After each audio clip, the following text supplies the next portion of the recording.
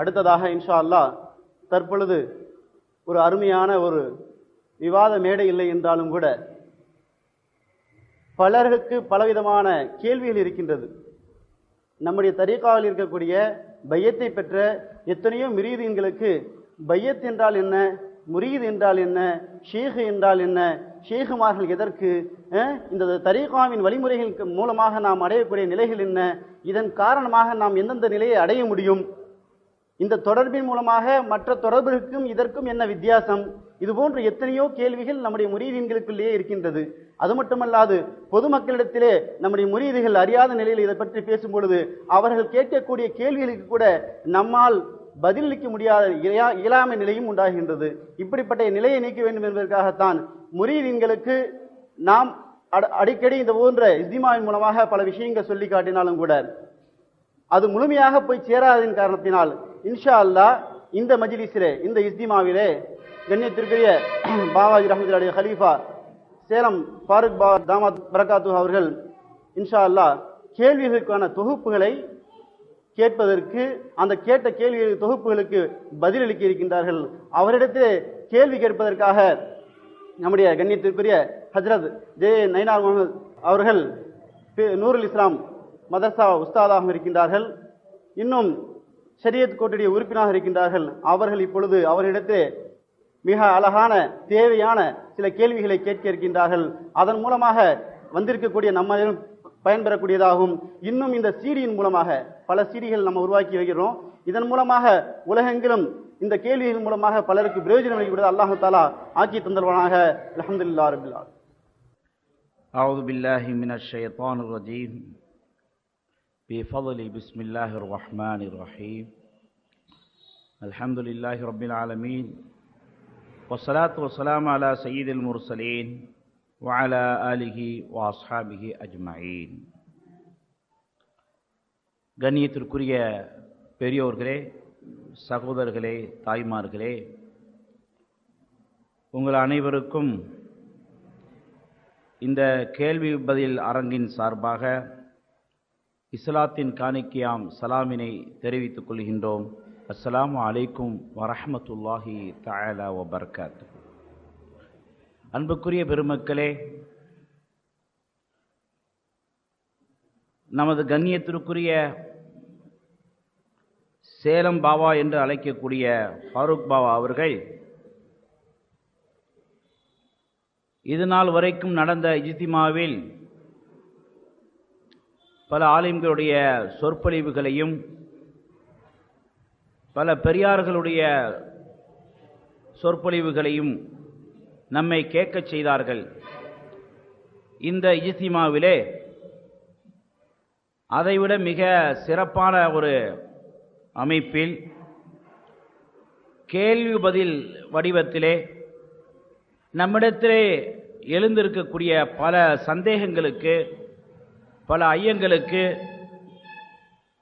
விளக்கம் அளிக்க வேண்டும். அதன் மூலமாக இந்த ஆன்மீக கலை மிகப்பெரிய ஒரு தாக்கத்தை ஏற்படுத்த வேண்டும். நம்முடைய சந்தேகங்களெல்லாம் ஒட்டுமொத்தமாக இல்லாமல் கொஞ்சமாவது விளக்கம் பெற வேண்டும். அதன் மூலமாக நம்முடைய ஆன்மீக கலையை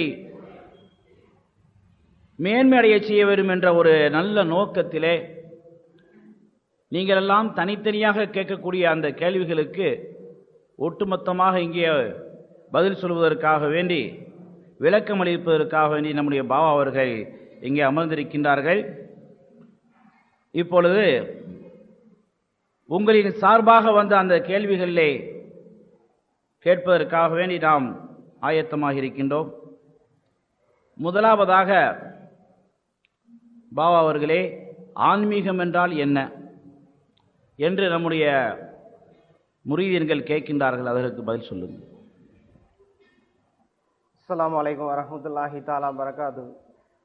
வலைக்கும் ஸலாம் வரஹ்மத்துல்லாஹி. அன்பிற்குரியவர்களே, மனித இனம் முழுமைக்கும் ஆன்மீகம் என்ற வார்த்தை பேசப்படுகிறது.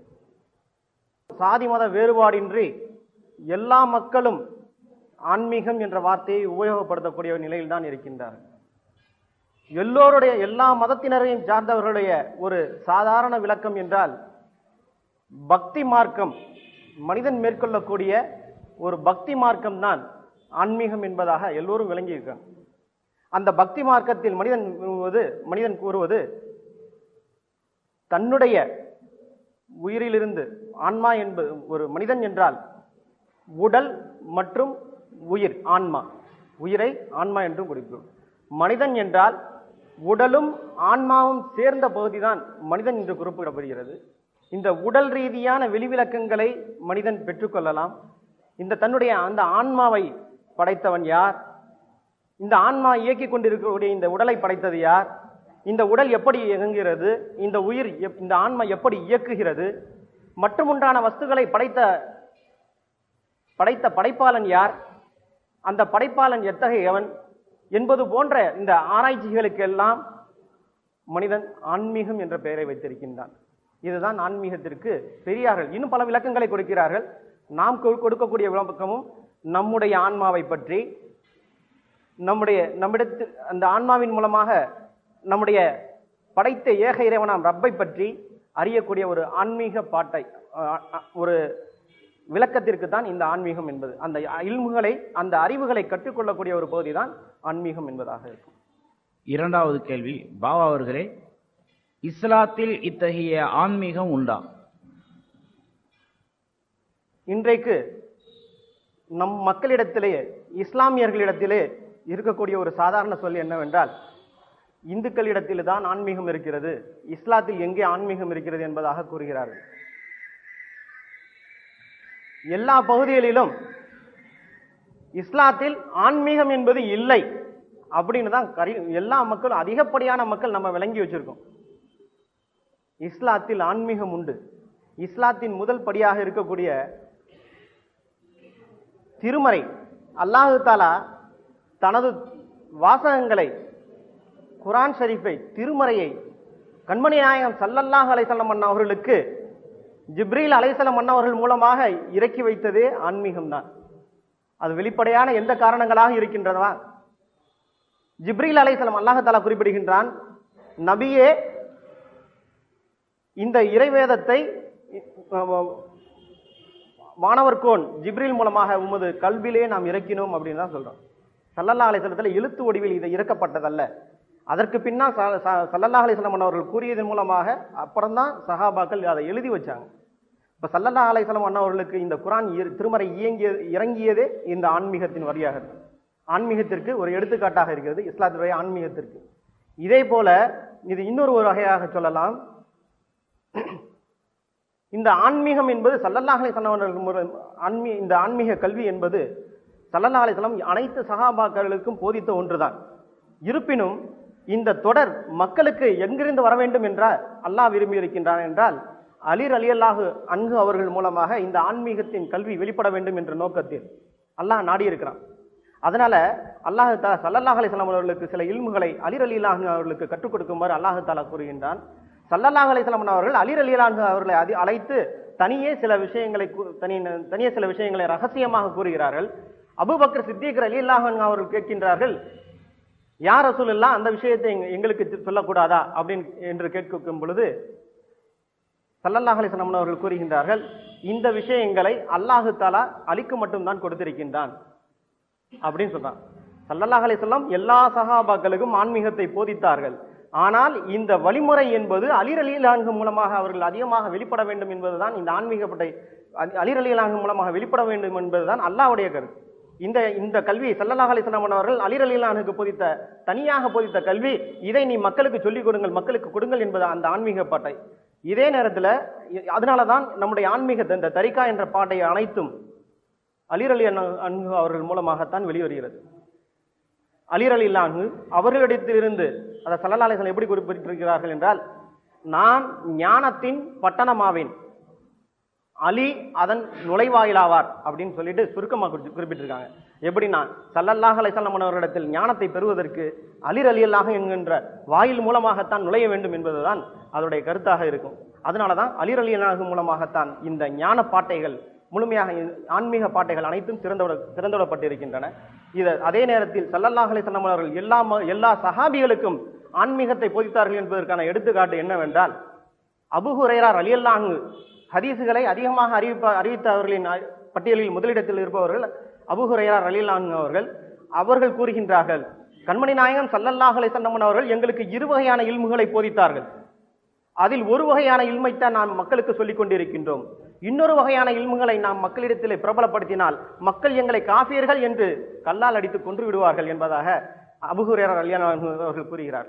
இதற்கு காரணம் அல்லாஹ் தஆலா குறிப்பிடுகின்றான், நான் மனிதனின் ரகசியமாக இருக்கின்றேன், மனிதன் என்னுடைய ரகசியமாக இருக்கின்றான் என்பதாக. இது மக்களுக்கு, எல்லா மக்களுக்கும் சாதாரணமான பொதுவான ஒரு விஷயமாக அல்ல. அல்லாஹ் தஆலா நம்மிடத்தில் இருக்கக்கூடிய அல்லாஹ் என்ன சொல்றான், நான் மனிதனின் ரகசியமாக இருக்கிறேன் அப்படிங்கிறான். அப்ப அந்த அல்லாஹ்வை அறியக்கூடிய விஷயம் எல்லா மக்களுக்கும் பொதுவானது அல்ல என்பதனால் இது ஒரு குறிப்பிட்ட சாரர்களையே போய் சேரக்கூடிய ஒரு அம்சமாக இந்த ஆன்மீக பாட்டையாக இருக்கிறது. ஆனால் ஈமான் என்பது எல்லோருக்கும் ஒன்றுதான். ஆன்மீகத்தில் ஈடுபடுபவர்களுக்கும் சரி, அல்லாஹ்வை அறியக்கூடிய கல்வியை கற்றுக்கொள்ளக்கூடிய ஆன்மீகத்தை ஈடுபடுபவர்களுக்கும் சரி, சாதாரண பாமரனுக்கும் லா இலாஹா இல்லல்லாஹ் முஹம்மது ரசூலுல்லாஹ் என்ற கலிமாவும் ஷரியத்தும் எல்லோருக்கும் ஒரே மாதிரி தான். எல்லோரும் ஷரியத்தை பேணி நடக்க வேண்டியதான் இதன் அத்தியாவசியங்கள், இதில் சர்த்துகளில் ஒன்றாக இருக்கக்கூடியது. 3வது கேள்வி, பாபா அவர்களே, மாற்று மதத்தினர்களை போன்று மூச்சு பயிற்சி, தியானம் போன்றவை இஸ்லாத்தில் உண்டா? நிச்சயம் உண்டு. இன்னைக்கு எல்லாரும் நம்முடைய இளைஞர்கள் நிறைய பேர் மாற்று மதத்தினர்கள் நடத்தக்கூடிய மெடிடேஷன், ஆழ்நிலை தியான பயிற்சி அப்படின்னு சொல்லக்கூடிய பயிற்சி முறைகள்ல நம் சமுதாய இளைஞர்கள், நம்முடைய இஸ்லாமிய இளைஞர்கள் போய் கலந்து கொள்ளக்கூடிய ஒரு நிலை இன்றைக்கு இருக்கு. ஆனால் இது அவர்களுக்கு நம்முடைய இஸ்லாத்தில் இருக்கக்கூடிய பயிற்சி முறைகள் அவர்களுக்கு மறைஞ்சு கிடைக்கிறதுனால நம்மிடத்திலேயே ஆன்மீகம் இல்லை, இந்த மாதிரியான பயிற்சி முறைகள் இல்லை என்று நினைக்கிறாங்க. நிச்சயமாக இருக்கிறது. இது ஆன்மீக குருவின் மூலமாக, இந்துக்களும் ஒரு ஆன்மீக குருவின் மூலமாகத்தான் அந்த பயிற்சியை பெறுறாங்க. அதே போல ஷைஹு என்று சொல்லக்கூடிய ஆன்மீக குருவின் மூலமாக இஸ்லாத்தில் இந்த பயிற்சி முறைகள் திக்ரே லிசானி, நாவால் உச்சரிக்கக்கூடிய திக்ரு என்பதாகவும், மூச்சால் செய்யக்கூடிய திக்ரு, மூச்சு பயிற்சியை ஃபாஸ் அன்பாஸ் என்பதாகவும், இன்னும் கல்பால் செய்யக்கூடிய இந்த உள்ளுக்குள்ளே கல்விலேயே செய்யக்கூடிய அந்த தியானத்தை திக்ரே கல்வி என்பதாகவும் குறிப்பிட்டு, அதற்கு மேலாக அனைத்தை பற்றியும், தன்னை பற்றியும், தன்னுடைய ரப்பை பற்றியும், தான் படைத்த அல்லாஹ் தஆலா தன்னுடைய ரப்பு படைத்த அனைத்து படைப்புகளை பற்றியும் அல்லாஹ்வை பற்றியும் அறியக்கூடிய அந்த சிந்தனை, முராகாபா என்னும் இறை சிந்தனையும் இங்க இருக்கு. அவங்க மெடிடேஷன் சொல்றாங்க. அவங்க என்ன சொல்றாங்கன்னா, நீங்க கல்விலே ஓதக்கூடிய மெடிடேஷன் என்ற அடிப்படையில இந்த மூச்சு பயிற்சி அங்க கொடுக்குறாங்க, நாவல் செய்யக்கூடிய விஷயங்களையும் கொடுக்குறாங்க. நம்மிடத்திலும் அந்த இது இருக்கு. இதை நம் மக்கள் உணரவில்லை. திக்ரில் இசானி என்று சொல்லக்கூடிய நாவல் திக்ரு செய்யும் இருக்கு, ஃபாஸ் அன்பாஸ் என்று சொல்லக்கூடிய மூச்சு பயிற்சிகளும் இருக்கு. அதற்கு அடுத்ததாக மெடிடேஷன் என்று சொல்லக்கூடிய ஆழ்நிலை தியானம் என்பதும் நம்மிடத்துல இருக்கு. அதுக்கு பேரு, நமக்கு பேரு, நம்முடைய இதுக்கு பேரு முராகபா அப்படின்னு பேரு. அவர்கள் சொல்லுவாங்க, நீங்க அதாவது அமைதியாக ஒரு மியூசிக்கை போட்டுட்டு அமைதியா ஒரு இடத்துல உட்காந்துட்டு கண்களை மூடிட்டு உன்னுடைய உள்ளத்தில் ஓடுவதை நீங்கள் கவனித்துக் கொண்டிருங்கள் அப்படிங்கிறதா அவங்க சொல்லுவாங்க. நம்மளை பொறுத்தல ஏக இறைவனா அல்லாஹ்வை பற்றிய சிந்தனையிலேயே தன்னுடைய உள்ளத்தை கவனித்துக் கொண்டவர்களாக இருக்க வேண்டும் என்பதுதான்.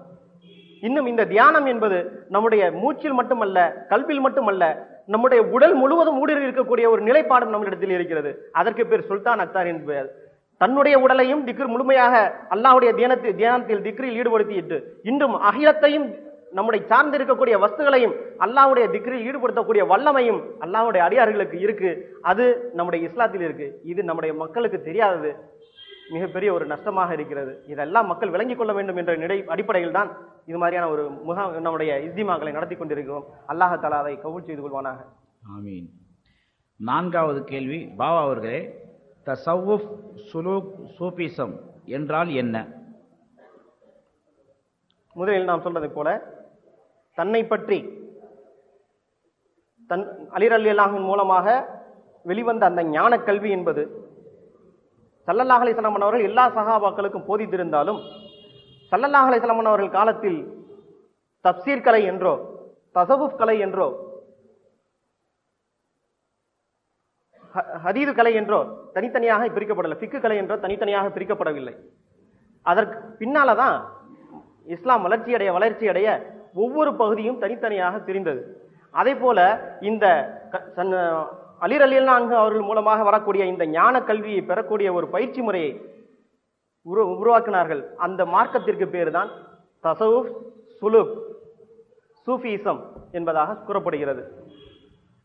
ஐந்தாவது கேள்வி, பாபா அவர்களே, சூஃபியாக்கள் என்றால் யார்? சூஃபியாக்கள் என்று சொல்லக்கூடியவர்கள் இந்த ஞானவழி மார்க்கம் நடக்கக்கூடியவர்களாக இருந்தாலும் இந்த ஞானவழியில் நடக்கக்கூடியவர்களுக்கு சாலிக்கின்கள் என்று பெயர். இந்த சூஃபியாக்கள் என்றால் இதில் உயர்நிலை அடைந்தவர்கள். அவர்கள் எப்படி என்றால், தன்னுடைய ஊன் உடல் அத்தனையுமே சிந்தனை இல்லாதவர்களாக, இறை சிந்தனையிலும் மட்டுமே வலுப்பெற்றவர்களாக, இந்த துனியாவின் காரிய காரணங்களை எல்லா நிலைகளிலும் அல்லாஹ்வை நோக்கக்கூடியவர்களாக, முன்னால் அல்லாஹ்வை நோக்கக்கூடிய ஒரு நிலையில் வாழ்ந்த ஞானிகளுக்கு சூஃபியாக்கள் என்பது பேர். எல்லா நிலையிலும் அல்லாஹ் அவன் அளவில் ஒன்றிணைந்த, அதாவது அல்லாஹ் தஆலா சொல்றான்,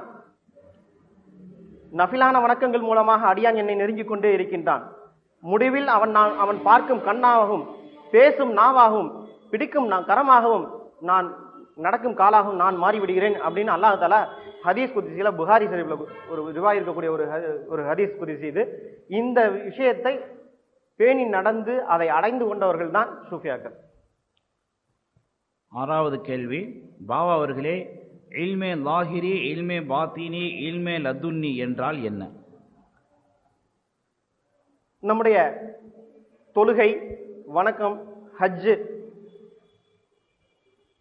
நம்முடைய கலிமா அகீதா, தொழுகை, நோன்பு, ஹஜ்ஜு, சதக்கா போன்ற இன்னும் பல வெளிரங்கமான கொடுக்கல் வாங்கல், மனைவி மக்களின் உறவுகள், தாய் தந்தையர் இடத்தில் எப்படி பேணுவது, அண்டையாளர் இடத்திலும் எப்படி இருப்பது போன்ற வெளிரங்கமான சட்டத்திட்டங்களை பேசக்கூடிய இல்முக்கு பேர் இல்மே லாஹிர் என்பதாக கூறப்படுகிறது. அல்லாஹ்வுடைய ரசூலுடைய சட்டங்கள், வெளிரங்க சட்டங்களுக்கு இல்மே லாஹிர் என்பதை போல, அதை பற்றிய இல்முகளுக்கு இல்மே லாஹிர் என்பதை போல, அந்தரங்க ஷரியத் தான் சட்டம், ஷரியத் சட்டம், அதனுடைய இல்முகளுக்கு இல்மே லாஹிர் என்று பெயர். அதே போல இந்த உடலில் இருக்கக்கூடிய ஆன்மா, உடல் தாங்கி இருக்கக்கூடிய ஆன்மாவில் இருக்கக்கூடிய குறைபாடுகள் இருக்கு. அதுல இருக்கக்கூடிய வஞ்சகம், சூது, பொறாமை, பிற பொருளை அபகரித்தல், பொய் பேசுதல், பெருமை, இது போன்ற தலைக்கணம், கர்வம், இது போன்ற எத்தனை வகையான தீய குணங்கள் இருக்கின்றனோ இதெல்லாம் ஆன்மாவில் இருக்கக்கூடிய, ஊரில் இருக்கக்கூடிய தீய குணங்களாக இருக்கின்றது. இந்த தீய குணங்களை அனைத்தையும் நீக்கிவிட்டு நற்குணங்களை கொண்டு வரக்கூடிய இல்முகளை பற்றிய அறிவுகளை எட்டுவதற்கு இல்மே பாத்தினும், இந்த தரிக்கான அடுத்து விளக்கம் சொல்ல இருக்கும், இந்த இல்முகளை எட்டுவதற்கு இல்மே பாத்தினு என்பதாக பெயர். கண்மணி நாயகம் ஸல்லல்லாஹு அலைஹி வஸல்லம் அவர்கள் கூறி இருக்கின்றார்கள், எவர் ஒருவர் தான் கற்றதை கொண்டு அமல் செய்து வருகிறாரோ அவர் கல்லாததை இறைவன் அறிவித்துக் கொடுக்கிறான் என்பதாக கண்மணி நாயகம் ஸல்லல்லாஹு அலைஹி வஸல்லம் அவர்கள் கூறியிருக்கின்றார்கள். இப்பொழுது எவ்வளவு ஒருவர் வெளிரங்க சட்டங்களை கற்றவர்களாக, அந்தரங்கத்தை தூய்மைப்படுத்திய நிலையில், நற்குண நிலையில் சட்டங்களை செயல்படுத்தி வருகிறார்களோ அவர்களுக்கு அல்லாஹ் கொடுக்கக்கூடிய ஒரு இல்மு தான் இல்மே லதுன்னி என்பதாக இருக்கிறது.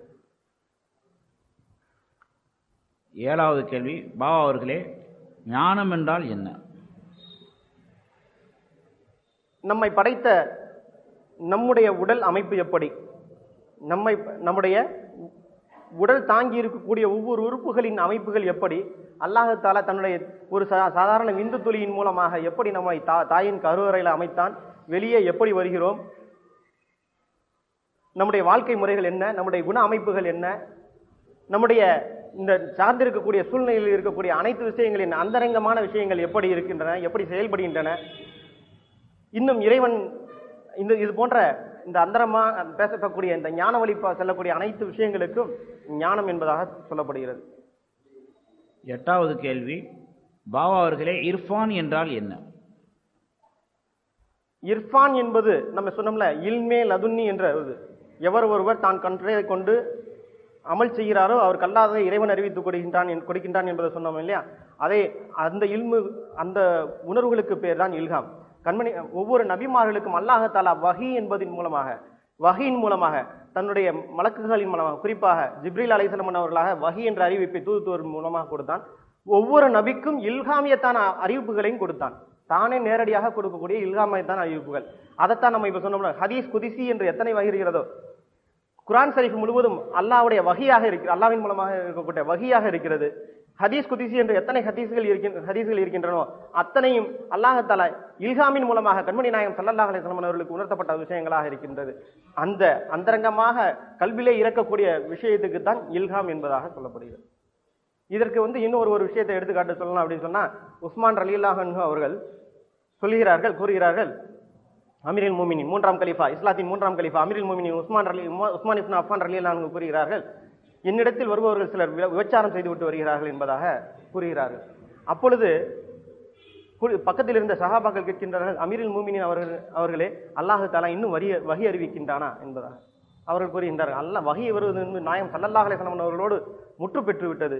ஆனாலும் இல்ஹாம் என்பதன் மூலமாக அல்லாஹ் தஆலா இதை உணர்த்துகிறான் அப்படின்னு சொல்றாங்க. அதே மாதிரி எல்லா அடியார்களுக்கும், சாதாரண மக்களும் சில நேரங்களில் இல்ஹாமை பெறக்கூடிய நிலையிலும் இருக்கு. இல்ஹாம் பல வகை இருக்கு. இல்ஹாம்னா என்னங்கிற சொல்றது மட்டும்தான் இப்போ நம்மளுடைய நோக்கமாக இருப்பதால், இல்ஹாம் அவுலியாக்களுக்கும் வரும், சாதாரண மனிதனுக்கும் வரும். சில நேரத்தில் இது தோணுச்சுங்க, அதனால நான் தப்பிச்சிட்டேன் அப்படின்னு சொல்லக்கூடிய நிலைகள் எல்லாம் பார்க்கலாம். இது சாதாரண மனிதருக்கு வரக்கூடிய ஒரு இல்ஹாமியத்தான உணர்வுகள். அதே மாதிரி வலிமார்களுக்கு அதிகமாக வரக்கூடிய நிலையில் இருக்குது. இந்த இல்ஹாமியத்தான உணர்வுகள் பிறக்கும் பொழுதுதான் ஷரியத்தின் உள்விளக்கங்களையும் வெளிவிளக்கங்களையும் மேற்கொண்டு நாம் சரியான பாட்டில் சரியான உண்மையான மூமினாக வாழக்கூடிய தௌஃபீக்கும் கிடைக்கும். 9வது கேள்வி, பாவா அவர்களே, இர்ஃபான் என்றால் என்ன? இர்ஃபான் என்பது அந்த இல்மே லதுன்னி மூலமாக கிடைக்கப்பட்ட ஞானத்திற்கு பேர். அல்லாஹ் தஆலா தன்னுடைய கல்வியிலே இறக்கக்கூடிய ஞானத்திற்கு பேர் தான் இர்ஃபான். பாவா அவர்களே, 10வது கேள்வி, இல்ம் இர்ஃபான் இரண்டிற்கும் உள்ள வித்தியாசம் என்ன? இல்ம் என்பது அறிவு. அறிவை மனிதன் எப்படி வேண்டுமெனாலும் பெற்றுக்கொள்ளலாம். கேள்வியின் மூலமாக, படிப்பதின் மூலமாக, பார்த்தலின் மூலமாக மனிதன் பெற்றுக்கொள்ளக்கூடிய வெளிரங்க அறிவுகளுக்கெல்லாம் இல்ம் என்பதாக குறிப்பிடப்படுகிறது. இர்ஃபான் என்பது இறைவன் புறத்திலிருந்து இருக்கக்கூடிய அவனுடைய கல்வியில இறங்கக்கூடிய ஞானத்திற்கு தான் இர்ஃபான் என்பது. இல்ஹாமியத்தான உணர்வுகளாக, இல்மே லதுன்னியாக அமையக்கூடிய அல்லாவை பற்றிய ஞானங்கள், அல்லாவுடைய அந்த தாத் என்னும் உள்ளமையை பற்றிய ஞானங்கள் கிடைக்காது. அல்லாஹ்வுடைய சிஃபத்துகள், அவருடைய ஆஃபால்கள் என்னும் செயல்பாடுகளை பற்றிய ஞானங்கள் கிடைப்பதற்கு ஞானங்களுக்கு பேர் தான் இர்ஃபான் என்பதாக இருக்கும். 11வது கேள்வி, பாவா அவர்களே, கஷ்ஃபு என்றால் என்ன? மனிதன் அதிகமாக திக்ருகள் தியானங்களில் ஈடுபடும் பொழுது அவனுடைய உள்ளத்தில் இருக்கக்கூடிய அகத்திரையை அல்லாஹ் தஆலா நீக்கி வைக்கின்றான். அந்த அகத்திரை நீங்கும் பொழுது மறைவான விஷயங்களை இவன் நேரான கண் கொண்டே பார்க்கக்கூடிய ஒரு நிலையை அல்லாஹ் தஆலா வெளிப்படுத்துகிறான். அந்த இல்முக்கு பேரு கஷ்ஃபு என்பதாக குறிப்பிடப்படுகிறது. இது வந்து உமர் ரலியல்லாஹு அன்ஹு அவர்கள், நாயகம் ஸல்லல்லாஹு அலைஹி வஸல்லம் அவர்கள் பல முஜிசாக்கள் வெளியிட்டு இருக்காங்க. அவங்க இதை அடிக்க போகும்போது, அகல் போரின் போது பாறையை அடித்தார்கள். அடிக்கும் பொழுது வெளிப்படுத்த கொண்டு ரோம் அரசின் கஜானாக்களும் பாரசீக அரசின் கஜானாக்களும் நமக்கு கண்களுக்கு தெரிகின்றன என்றெல்லாம் முன்னறிவு செஞ்சாங்கல்ல, அதெல்லாம் அவர்கள் அந்த கஸ்பின் என்ற பார்வையின் மூலமாக வெளிப்பட்டவர். அதே மாதிரி உமர் ரலியல்லாஹு அன்ஹு ஆட்சி காலத்தில் உமர் ரலியல்லாஹு அன்ஹு அவர்கள் குத்பா மேடையில் அமர்ந்திருக்கின்றார்கள். குத்பா மேடையில் இருந்தவாறே ஆயிரக்கணக்கான மைல்களுக்கு அப்பார் படையை நடத்தி சென்ற ஷாரியா என்னும் படைத்தளபதியை அழைத்தவர்களாக, சாரியாவே மலையின் பக்கம் திரும்பிப்பார், சாரியாவே மலையின் பக்கம் திரும்பிப்பார் என்பதாக குத்பா மேடையில் இருந்து அறிவிப்பு செய்கிறார்கள். இந்த அறிவிப்பை அல்லாஹ் தஆலா அவர் அந்த படைத்தளபதியும் கேட்டு பின்னால் எதிரிகள் வருவதை உணர்ந்து அந்த படையிலிருந்து அவர்கள் வெற்றி பெறுகிறார்கள், எதிரிகளை தோல்வியடித்து. எப்படி இந்த உணர்வு இவர்களுக்கு கிடைத்தது? இந்த பார்வைதான் கஷ்ஃபு என்பது. ஆயிரக்கணக்கான மைல்களுக்கு அப்பால் இருக்கப்படக்கூடிய நிகழ்ச்சியை இவர்கள் மதீனாவுடைய மிம்பரில் இருந்து பார்க்கிறார்கள். இந்த ஞான திருஷ்டி என்று சொல்வார்களே, ஞான திருஷ்டி, இந்த அகப்பார்வைக்கு பேர் தான் கஷ்ஃபு என்று சொல்லப்படுகிறது. 12வது கேள்வி, பாவா அவர்களே, கராமாத்து என்றால் என்ன?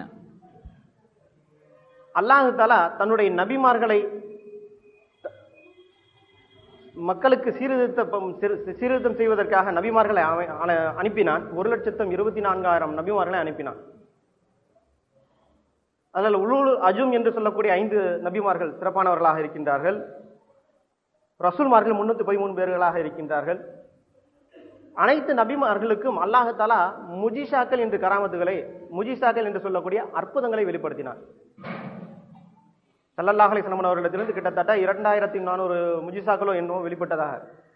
நிலவை பிளந்து காட்டினார்கள், அதுவும் முஜிசாக்களில் ஒன்றாக இருக்கிறது. மூசா அலைஹிஸ்ஸலாம் அவருடைய கைத்தடி பாம்பாக மாறியது, அனைத்து சூரியக்கிரகணின் பாம்புகளை விழுங்கியது, கடல் பிளந்தது போன்ற ஏகப்பட்ட நபிமார்களின் வரலாறுகளை அல்லாஹ் தஆலா திருமறையில் கூறும் பொழுது இத்தகைய விஷயங்களை எல்லாம் குறிப்பிடுகின்றான். இந்த அனைத்து முஜிசாக்கள் என்ற அந்தஸ்தை பெறுவதாக இருக்கிறது.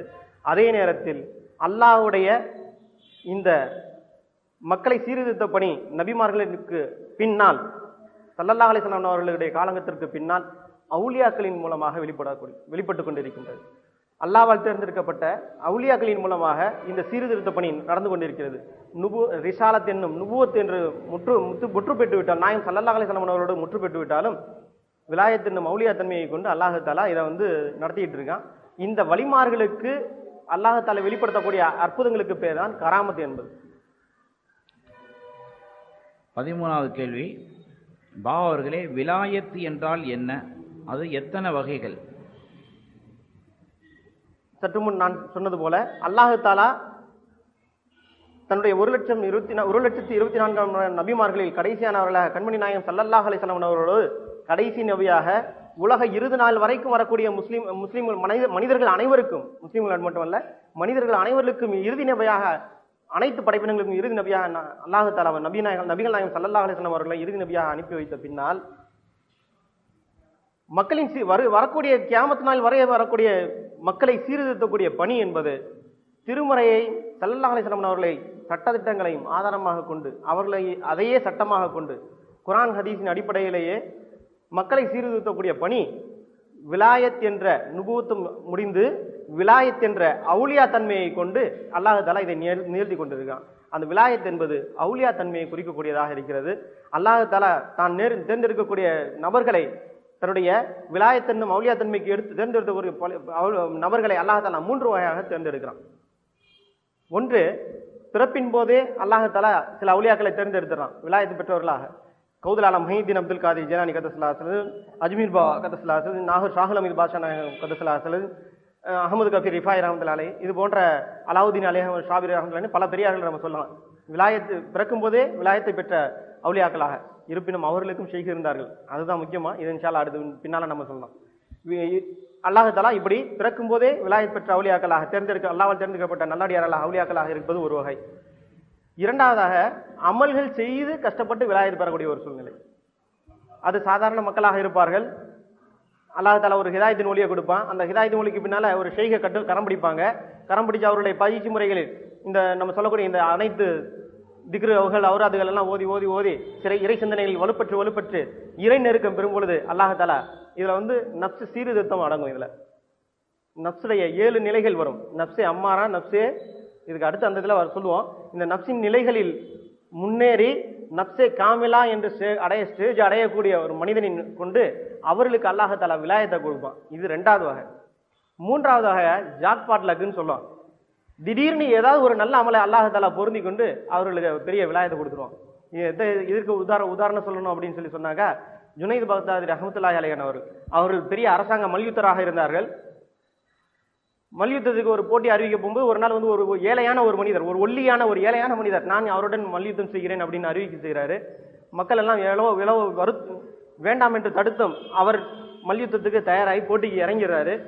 2 பேரும் உள்ளுக்குள்ள மேடையில இருக்க போகும்போது அந்த ஒல்லியான மனிதர் ஜுனைத் பக்தாதி ரஹ்மத்துல்லாஹி அலைஹி அவருடைய அந்த மல்லர், அரசாங்க மல்லருடைய காதிலே கூறுகிறார், நான் சையது வம்சத்தை சேர்ந்தவனாக இருக்கின்றேன், என்னுடைய வறுமையின் காரணமாக இந்த போட்டியில் கலந்து கொள்கிறேன் அப்படின்னு சொல்லி லேசா காதுல சொன்னாங்க.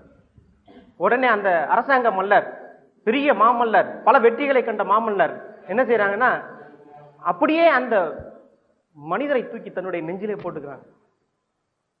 குஸ்தி செய்யற மாதிரி அப்படியே அந்த மனிதரை போட்டு நெஞ்சில போட்டு இவங்க கீழே விழுகிறாங்க, மல்லாந்து படுத்துக்கிறாங்க. அந்த ஒல்லியான மனிதர் இவர் மேல் அமர்ந்து வெற்றி பெற்றவராக அறிவிக்கப்படுகிறார். மக்கள் எல்லாம் தூற்றுகிறார்கள். இந்த ஒல்லியான மனிதர்கிட்ட இவ்வளவு பெரிய ஜுனைத் தோத்துட்டாரே அப்படின்னு மக்கள் எல்லாம் அவங்களை ஏசுறாங்க, பேசுறாங்க. அரசரும் அவரை ஏசி பேசி அரசாங்க வேலையிலிருந்து துரத்திடுறாரு. இப்படிப்பட்ட நிலையிலும் அவர்கள் உள்ளம் அமைதி பெற்றவர்களாக ஒரு சையது வம்சத்தை சார்ந்தவருடைய பசி தீர்வதற்காக அவர்களுடைய கண்ணியத்தை நாம் பாதுகாத்தோம் என்ற மன அமைதியோடு அவர்கள் அன்று உறக்கத்திற்கு செல்கிறார்கள். கண்மணி நாயகம் ஸல்லல்லாஹு அலைஹி வஸல்லம் அவர்களுடைய கனவிலே தோன்றி கூறுகிறார்கள், ஜுனைதே, என்னுடைய வம்சத்தை சேர்ந்தவரை நீ கண்ணியப்படுத்தினாய், அதற்காக உனக்கு நான் விலாயத்தின் பதவியை கொடுத்து உன்னை கண்ணியப்படுத்துகிறோம் அப்படின்னு ஸல்லல்லாஹு அலைஹி வஸல்லம் அவர்கள் அறிவித்து மாபெரும் இறைநேச செல்வராக ஜுனைத் பக்தாதி ரஹ்மத்துல்லாஹி அலைஹி அவர்கள் வாழ்ந்தது. இது போன்ற இது அதுக்கடுத்து இந்த புலைல் இப்னு அயால் ரலியல்லாஹு ரஹ்மத்துல்லாஹி அலைஹி இது போன்ற ஒரு சில பெரியார்கள் இருக்காங்க. ஜாக்பாட் லக், திடீர் மனங்கள் மாற்றங்கள் அமைத்து அல்லாஹ்வுடைய விலாயத் பெறக்கூடிய நிலையில் இருக்கவங்க இந்த மாதிரி 3 வகையாக அல்லாஹ் தஆலா தேர்ந்தெடுக்கிறார்.